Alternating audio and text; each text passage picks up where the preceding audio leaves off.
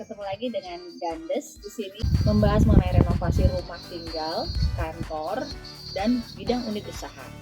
Semua berhubungan dengan bangunan. Nah, saat ini musim kemarau. Tapi kita sekarang sedang ingin membahas mengenai bocor-bocoran. Ntar lagi kan musim hujan nih, siap-siap dong untuk masalah bocoran. Kebetulan saat ini saya bersama dengan Bapak Jufri dari PT TBM. TBM ini lebih spesial di masalah bocoran. Terima kasih Pak Jufri atas kesempatannya dan waktunya siang ini sudah mau hadir di sini. Kita agak jauh-jauhan, nggak apa-apa ya? Soalnya nggak kuat kali ya Pak ya, social distancing. Oke, Pak Jufri, kalau saya boleh tanya mengenai bocor-bocoran nih, kenapa Pak Jufri bilang ini bisa produk ini bisa mengatasi bocor? Kita memang spesialis waterproofing. Jadi perusahaan kita itu hadir memang untuk membantu khususnya di bidang konstruksi ya Bu ya. Dalam arti adalah bangunan yang baru kemudian dilapisi dengan waterproofing agar tidak bocor, kemudian bangunan yang lama pun yang mana mungkin waterproofing existingnya sudah tidak berfungsi lagi atau sudah termakan usia atau bangunan itu sendiri retak akibat settlement pergerakan daripada gedung atau karena muai susutnya daripada beton itu sendiri sehingga retak. Jadi pada saat hujan air masuk ke dalam merusak plafon, bahkan kalaupun ada lukisan-lukisan rumah itu di rumah bisa jadi rusak. Jadi di sanalah kita hadir untuk memproteksi. Contohnya adalah dek beton dilapisi dengan waterproofing kita ini. Dak beton ya berarti. Dak beton. Jadi bukan hanya untuk atap tapi juga bisa untuk hardboard, beton begitu ya? Ya betul. Nah kita produknya ini kita impor dari Italia. Jadi ada dua komponen sih sebenarnya. Yang pertama itu jenis cairan. Nah jadi cairan ini berbahan dasar aspal. Aspal ini kita campur dengan air, bisa 1:1, bisa 1:1,5. Setelah kita aduk 15 menit, kemudian baru kita puaskan ke permukaan beton. Nah, fungsinya adalah untuk menutupi pori-pori beton. Kemudian kalau ada retak rambut pada beton, nah itu yang sering terjadi tuh.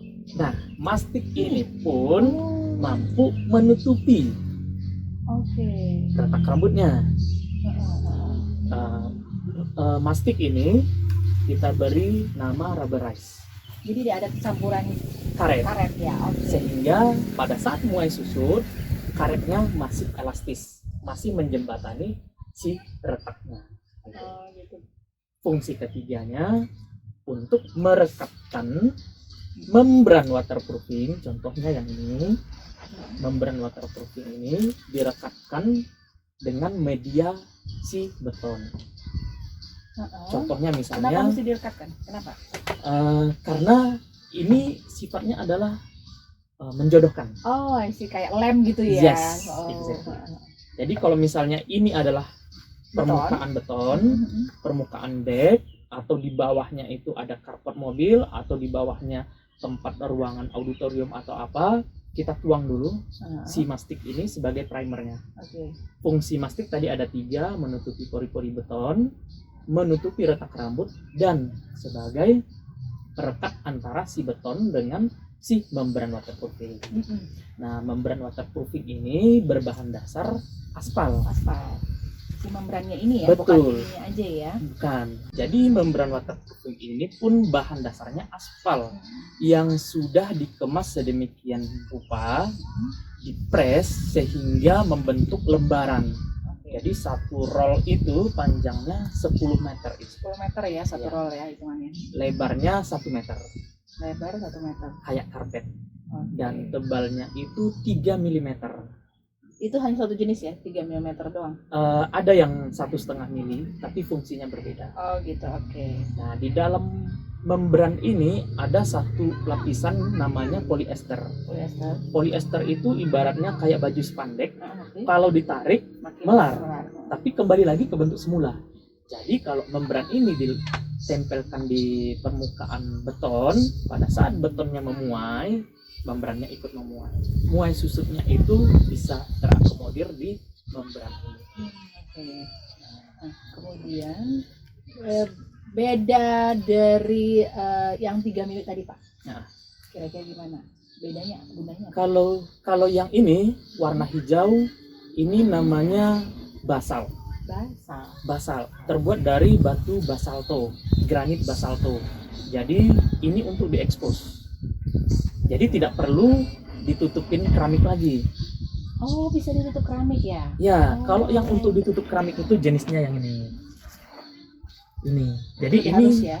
Kalau misalnya ibu punya dek beton yang mau difungsikan untuk tempat jemuran atau area barbeque, itu kan harus aktivitas manusia kan lebih traffic di atasnya. Maka kita menyarankan pakai yang tipe sand, berpasir. Ya. Nah, setelah ini dipasang, kemudian dipasang lagi sekitar 5 cm untuk keramik. Pasangan semen keramik. maksudnya ya? Iya. Langsung semen di atasnya nggak Langsung masalah. semen, tak jadi masalah. Tapi dengan catatan membran waterproofingnya sudah tidak bocor. Semua overlapping, sambungan-sambungan sudah tidak bocor lagi. Sebentar. Waktu pemasangan itu apakah perlu di stem lagi? Atau stem maksudnya ditekan-tekan lagi dengan alat yang itu Iya. Jijik itu perlu ya? Karena ini cara pasangnya kan harus dibakar. Jadi pada bagian ini nanti ada videonya, nanti kita tampilkan. Pada bagian ini dibakar,